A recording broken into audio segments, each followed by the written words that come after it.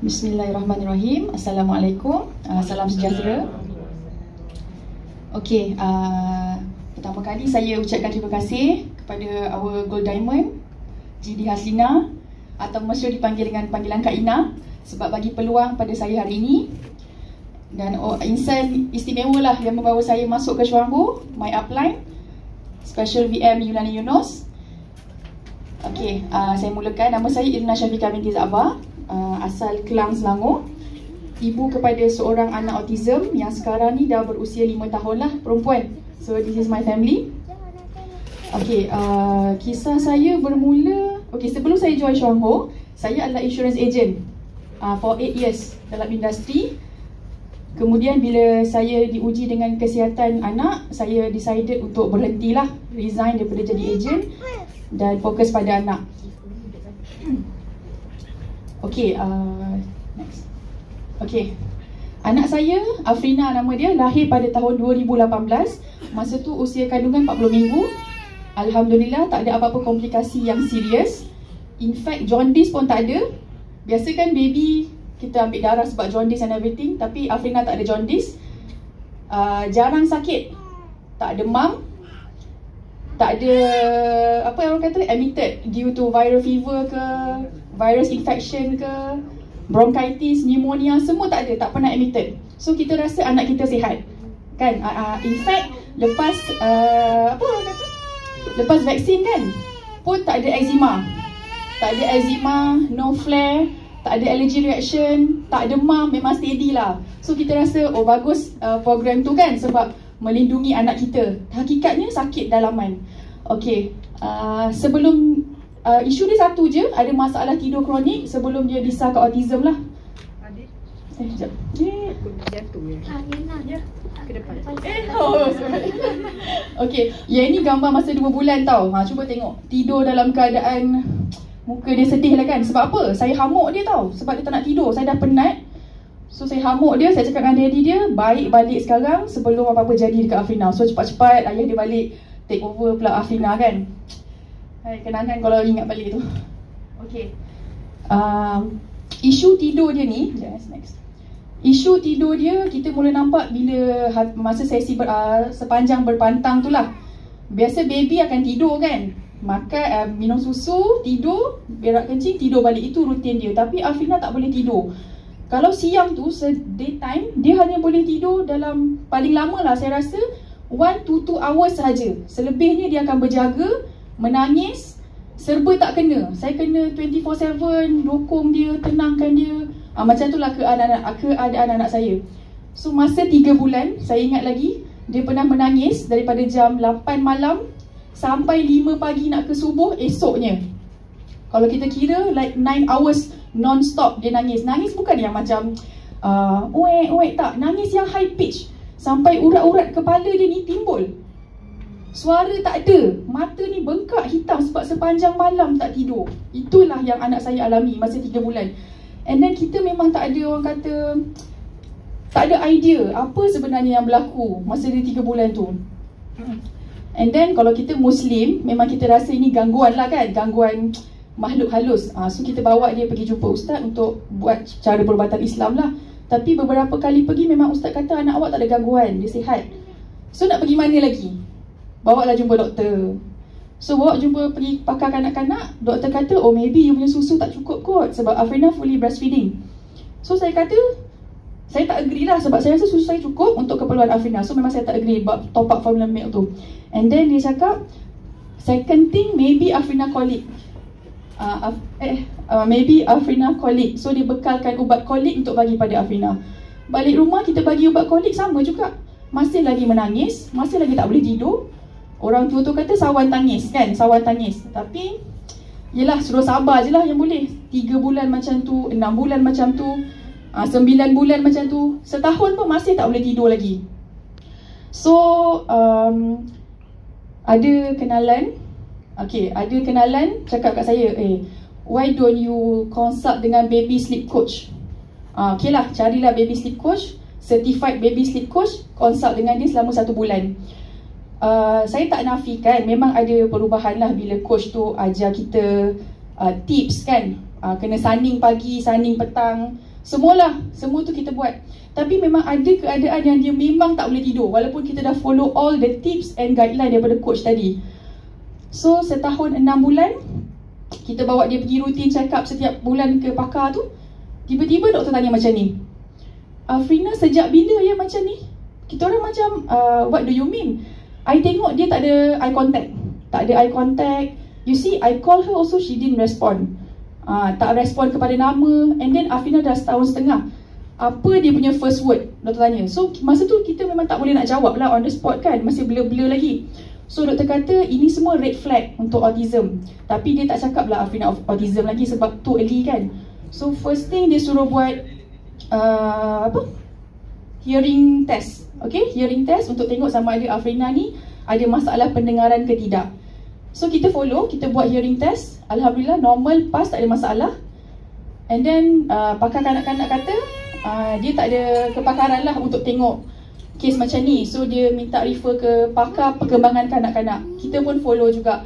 And then pakar perkembangan kanak-kanak ni tak banyak kat Malaysia. Kalau macam government memang ada, but then the queue memang panjang. Masa I call tu 2 tahun kena tunggu.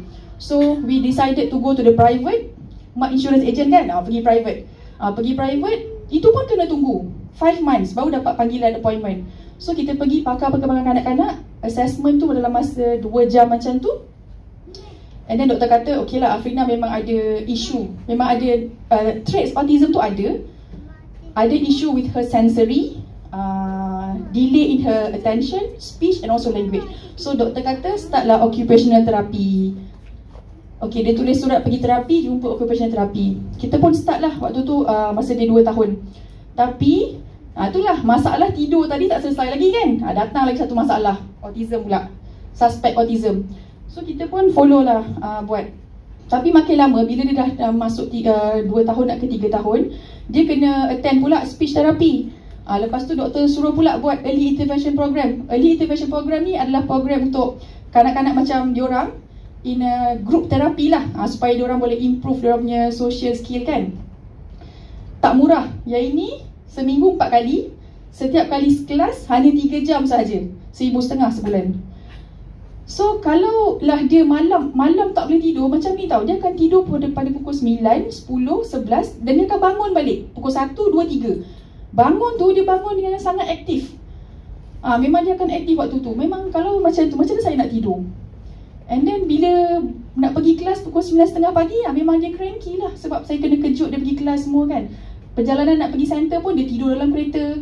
Sampai center, mengamuk lagi. So saya rasa macam bila nak settle masalah tidur ni kan. Sebab dia memang mengganggu semua terapi-terapi yang kita cuba buat ni. And then orang kata pergi hipoterapi. Hipoterapi ni terapi berkuda. Berkuda untuk kanak-kanak autism lah kan. Seminggu sekali pergi dekat Putrajaya sana. Pergi Putrajaya sekali pergi 285. So sebulan dah 1,000 lebih. Tapi masih tak nampak sinar di hujung jalan. And then kawan kata, okay, why don't you try homeopathy? Okay lah, try homeopathy. Buat homeopathy. Itulah, buat. And then orang kata try terapi saraf atau chiropractor. Sekali pergi chiro 3,500 per session. Pun tak selesai juga. Buat name check protokol. Name check protokol ni adalah protokol untuk kanak-kanak autism ataupun yang berkaitan dengan developmental delay lah. Lepas tu kawan yang jual essential oil cakap, why don't you try essential oil? You diffuse all the lavender lah, cedarwood lah, bagi muscle relax. Berbotol-botol kau aku punya lavender tu. Tak settle isu tidur. And then CBD oil. Pernah cuba CBD oil. Lepas tu Pure Body jumpa functional medicine doctor untuk tengok, kita ambil sampel rambut untuk tengok kandungan heavy metals and also mineral dalam badan Afrina. Mana tahu nanti doktor akan suggest lah whatever supplement yang okey kan. Ni mineral and hair test result. So kita pun pergilah jumpa functional medicine doctor, ambil sampel rambut Afrina. Rambut tu dia hantar ke Jerman sebab Lab Malaysia tak boleh buat dah rasa. So result dia ni lah. Tak nampak Ni aluminium. Dalam badan dia ada 27. It should be less than 8 sepatutnya. Tapi dalam badan dia, masa tu dia baru 2 tahun lebih, 27. Yang itu highlight ni mercury 0.5 4 I think, dia punya mercury. Inilah dia culprit dia, toxic. Soalan dia from where? From where the toxic ni? Masa tu baru 2 tahun lebih kan. So macam kita belajar kat Syuangku kan, punca sakit toxic. Toxic tak boleh elak, ada di sekeliling kita kan. Daripada makanan, kosmetik, amalan alopati, apalagi stres lah, radiation. Ada satu lagi sumber toksik. Siapa boleh teka? Ke takut nak teka? Tak nak teka? Tak apalah. Vaksin. Yang 3 bulan tu, yang 3 bulan dia beraung-raung 9 jam tanpa henti tu, itulah punca dia. Nama dia adalah inconsolable crying or persistent crying. Maksudnya menangis high pitch more than 5 hours. Waktu tu sebenarnya adalah brain dia inflame tau. Brain dia inflame. Nak cakap tak reti, memang menangis je lah. So lagi satu, perasan tak I cakap masa mula-mula tadi, Afrina ni jarang demam. Kita ingatkan tak demam ni bagus, tapi hakikatnya yang kita belajar kat Syuanggu, tak demam maksudnya tak bagus. Saraf offline kan. Saraf offline, tak boleh detect any inflammation dalam badan, tak boleh detect kerosakan, injury. So toksik tu tak boleh nak keluar, tak boleh dikumuhkan. So itulah yang berlaku pada anak saya. Okay, tahun 2021, tahun keramat lah. Saya ni suka merentan kat Facebook, sebab anak tak boleh tidur. So saya suka merentan kat Facebook bila anak tak boleh tidur. So saya tak tahulah macam mana Tuhan susun perjalanan tu. Saya friend dengan upline saya punya suami, Cik Is. So ada satu posting rentanan saya tu, Cik Is datang komen. Dia cakap macam ni, saya ada solusi untuk masalah anak puan. PM saya. So saya pun PM lah Cik Is. Kita contact, PM, saya ceritalah semua kan. Saya cerita pasal Afrina kepada Cik Is A sampai Z. Lepas tu dah cerita-cerita panjang ni, satu je Cik Is reply, maaf puan, semua yang puan buat ni tak dapat bantu Afrina. Aduh, sakitnya.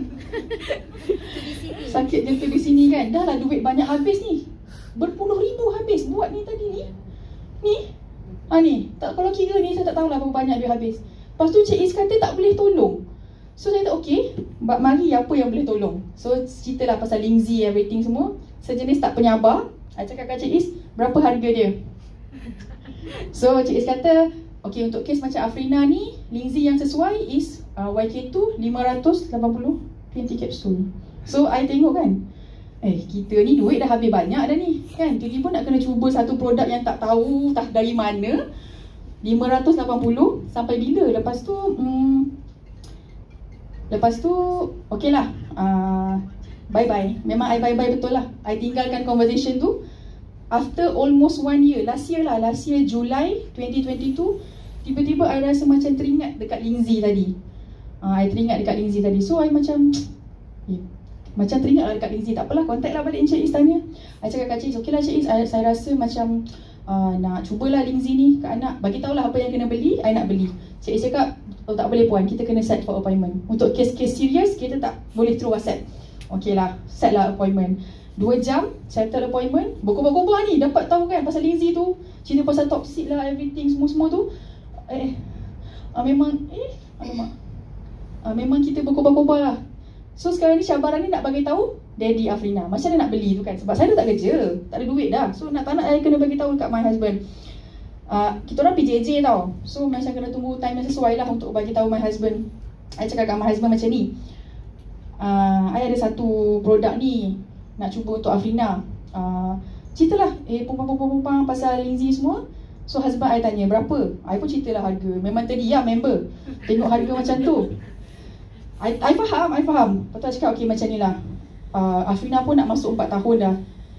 Isu tidur dia tak selesai lagi. I cakap, I stress tau kat rumah. Memang dia PJJ, kita yang I handle Afrina seorang-seorang tau. I tak duduk rumah mak, memang berdua je dengan dia. I punya tahap stress tu sampai jumpa psychiatrist. Sebab tak boleh tidur 4 tahun ni, tak boleh tidur. So I cakap, okay, I bagi assurance macam ni dekat you. Ini ikhtiar kita yang terakhir untuk Afrina. Kita bagi peluang pada Lingzi at least 6 months. Kalau let's say Lingzi, makan Lingzi tak ada apa-apa perubahan, I janji I takkan cerita apa-apa dah pasal produk. So husband I agree. Tak tahu lah dia terpaksa ke apa, tak kisahlah kan. Yang penting dia agree. So kita start makan Lingzi Ogos 2022. So upline dah cakap makan Lingzi ni ada healing crisis. Bulan pertama tunggu tak ada apa pun, okey je. Bulan kedua pun okey je. Bulan ketiga Afrina start demam. Demam yang tak ada suhu naik sikit, tak ada. Sekali demam terus 41. So ini cabaran dia. I urus seorang-seorang anak. Kita tahu badan anak kita banyak toksik. Kita nak keluarkan toksik tu. Makan Lingzi nak keluarkan toksik. Tapi apalah gunanya kalau kita nak bagi paracetamol kat anak, betul tak? So masa ni lah dia punya cabaran. Okay, tak apa, I tak bagi paracetamol pun, memang tak ada kat rumah. Lepas tu upline dah pesan bila healing crisis kena double dosage lah semua-semua kan. Tapi ingkar nasihat, tak ikut seperti apa yang upline pesan. Kita bagi Lingzi tapi kita macam yakin tak yakin lagi lah, sebab pertama kali kan nak handle anak. So apa jadi, memang dia punya, bab kata Kak Ina, peperangan tu panjang. 7 hari anak saya demam yang sangat kuat. Sampai 7 hari tak makan memang minum air saja. Memang dia jadi kurus. Saya pun stres. Mulut dia ni penuh dengan ulcer, banyak. And then naik ruam, muntah. Tuhan je yang tahu waktu tu. Kalau I tak kuat, mungkin I dah pergi beli paracetamol bagi kat dia kot, nak turunkan suhu tu. Tapi Alhamdulillah taklah. So dia recover pada hari ke-7 selepas dia berak dengan sangat banyaknya, Alhamdulillah. And then bulan ke-5, bulan ke-6, bulan ke-5 demam buat kali kedua. Yang sama, Afrina memang demam. So kali kedua ni kita lebih bersedia lah, orang cakap. Tak ingkar nasihat upline, ikut. 3 hari settle demam tu. Dia tak perlu melalui kesakitan yang terlalu lama sampai 7 hari. 3 hari settle. Memang kita ikut apa yang upline pesan. And then masuk bulan ke-6 dengan Lingzi, saya tak perasan pun sebenarnya dia punya tidur tu dah ada perubahan sikit. Bila daddy dia video call ke WhatsApp ke, Afrina buat apa? Afrina dah tidur. Afrina buat apa? Afrina dah tidur. Itu je. Lepas tu pagi tu message, Afrina bangun tak tengah malam tadi? Tak bangun, tidur straight. So bulan 2 2022 Afrina mula nampak tidur cantik lah. Masuk bulan ketiga pun sama. Bulan keempat pun sama juga. April pun sama, tidur dia cantik. Adalah dia bangun dalam 30 hari tu, adalah sehari 2, okey lah. Daripada dulu hari-hari macam tu, tak gila saya dia buatnya kan. So Alhamdulillah. Yang latest waktu Mei tahun ni, raya kan, husband saya balik daripada offshore, kita balik kampung ke Terengganu. Balik kampung kat Terengganu, Afrina memang tak suka duduk dalam kasit. Memang dia rasa benda tu macam torture chamber kot untuk dia. Memang tak boleh duduk dalam kasit lama-lama. Kalau duduk pun sejam 2 dia akan keluar balik lah. Tapi balik Terengganu baru-baru ni, daripada Selangor ke Terengganu, 100% dalam kasit. Even kita berhenti ke R&R untuk makan ke apa, solat, berehat kejap, letak balik dalam kasit, dia okay. Dia just enjoy the journey. Lepas tu bila dia tengok, Afrina senyap, intai-intai, oh dah tidur. Macam tu. Sampai daddy dia kata macam ni, behave-nya Afrina sekarang. Macam tu. Tapi saya diam je lah. Sampai kampung, biasanya bila environment kita bertukar, memang tidur kita pun akan terganggu juga kan. Tapi 10:30 macam tu, dia tidur dah. So ayah dia pun macam nampak dah happy, tapi dia diam je. And insiden ni lah yang membuatkan saya rasa macam okay, dah kena lah kan. Kita orang ada sesi dekat Terengganu. Habis sesi tu pukul 10 malam. So I cakap dengan my husband, letak Afrina dalam kasit sebab ni waktu tidur dia. So memang betul dia tidur. Sampai rumah mak mentua pukul 10.30 malam, dia tidur. So husband I angkat, letaklah dia kat bilik sementara I siap kan. Lepas tu habis siap-siap semua, I nampak my husband tongkat dagu macam ni kat atas katil tu, tenung anak dia tidur. So I macam, you tenung apa kan? Lepas tu dia cakap,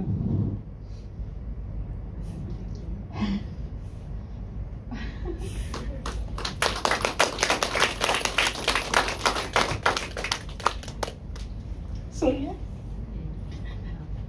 tak sangka kan, kalau dulu Afrina tidur dalam kereta, kita dua mesti takut. Macam dia kata kita akan tahan Afrina supaya jangan tidur dalam kereta. Sebab kalau sampai rumah dia, confirm akan bangun dan tak boleh tidur lepas tu. Tapi tengok ni, Afrina dah boleh tidur sekarang. Ya Allah, syukurnya. Tak sangka Afrina ada perubahan macam ni. Dia cakap macam tu tau. Sebab dia kan offshore 3-4 bulan baru balik. So memang dia akan nampak lah perubahan Afrina. Sebab I hari-hari dengan Afrina kan. Lepas tu, I cakap macam ni kat dia. Afrina ni kan, dia boleh tidur ni tiba-tiba sebenarnya. Bukan sebab I bagi makan Lingzi ke apa ke. Lepas tu kan, dia cakap macam ni, alah janganlah perli. Sebab apa I cakap macam tu, dalam pada dia agree untuk kasih Lingzi, rupa-rupanya dia sembang dengan my mum. Mahal betul lah mak Lingzi ni. Tak ada benda lain ke nak bagi. Senyap-senyap dia cerita kat mak saya Memang geram lah kan. Lepas tu, I cakap, tiba-tiba ni bukan sebab Lingzi pun. Lepas tu dia kata, janganlah perli, dia kata macam tu kan. So I cakap, okay lah, sekarang ni you agree tak? I cakap yang dengan izin Allah, Lingzi ni dah dapat bantu Afrina sikit. Tengok tidur dia dah macam mana sekarang kan. Lepas tu dia kata, ya, setuju. Apa lagi, masukkan duit cepat nak beli Lingzi. So itulah dia. Okay. Macam nak? Ni video sebenarnya. Okay. Untuk produk, memang saya guna 3 benda ni. Lactoberry, YK2 dan juga Bipolar. Ni video saya bagi Lingzi kat Afrina. Alhamdulillah memang dia tak ada banyak songeh lah. Dia telan je. Ni yang saya cakap dulu ni. Ya Allah, seksanya lah. Dalam kasit memang menjerit-jerit. Kalau kita ni boleh jadi hijau lah dalam kereta tu. Ni kan, pergi terapi, bayar mahal-mahal, kerja menangis je. Gunting nangis, semua nangis. So, aduh, macam mana lah terapi tu nak bagi benefit dekat dia kan. Bayar mahal-mahal tapi hasilnya macam ni. So, kita orang dah stopkan semua terapi dia sebab nak beli Lingzi. Ni Afrina yang sekarang. Ni video sebenarnya ni. Kita jalan dekat park. Sebab dari segi kognitif dia, I rasa ada, I tak cakap autism dia dah reverse, saya tak. Tapi dari segi kognitif dia, ada perbezaan. Dia nampak sampah, dia kata kutip, buang. Mungkin untuk parents yang anak normal rasa benda tu biasa. But for us yang special need parent, kita rasa benda tu satu achievement untuk dia. Yang ni pula, dulu kalau dia main ni, memang dia baling-baling je. Tapi I masuk bilik, I tengok, dia susun macam ni. Kosong, dia bawa dekat saya. Dah nak bermain bersama. Kalau tak, budak autism ni kan dia dalam dunia dia, nak main bersama. Dia kata, makanlah. Yang ni, lagi satu yang menyentuh hati. Setiap kali nak solat, ni je lah. Dia kutip sampah tu, dia buang. Cepat-cepat I record. Sebab ni bukti kan.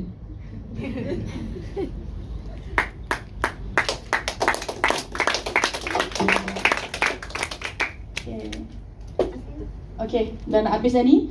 So, formula buang toksik dan cukupkan nutrisi ni hanya ada dekat Syuangho je saya rasa kot. Sepanjang saya mencari solusi untuk anak, tak pernah seorang pun cerita pasal benda ni. Syuangho je cerita. So, kalau nak sihat, kita sakit sebab toksik. So, kita nak sihat pun kena ikut formula ni lah. Tak boleh tinggal salah satu, kena buat dua-dua. Dan saya perasan, apa rawatan yang saya buat untuk Afrina sebelum ni, tak ada buang toksik. Kalau ada pun, saya tak pasti sampai tahap mana. Dia lebih kepada mencukupkan nutrisi sahaja. Kalau usus pun kotor, macam mana nutrisi nak serap kan? Dan yang kedua, kalau orang kata lah, tak kisahlah apa pun nama penyakit, tahap mana, tak ada ubat ke rawatan, harapan sentiasa ada, asalkan kita punya kesungguhan untuk lalui proses pembersihan dan baik pulih tubuh badan. Yang nombor 3 ni kena doa, sabar, istiqamah. Sebab kata Kak Ina, jangan sesekali turun daripada kereta api Syuangho. Okay, saya nak minta semua yang ada dekat sini untuk doakan kesembuhan buat anak saya supaya dia dapat reverse balik dia punya autism. Saya yakin kalau tidur tu pun dah ada perubahan, tak mustahil kalau fungsi dan organ dalam badan dia dikembalikan normal, insya-Allah saya sangat-sangat yakin yang autism tu boleh di reverse. Sekian, terima kasih.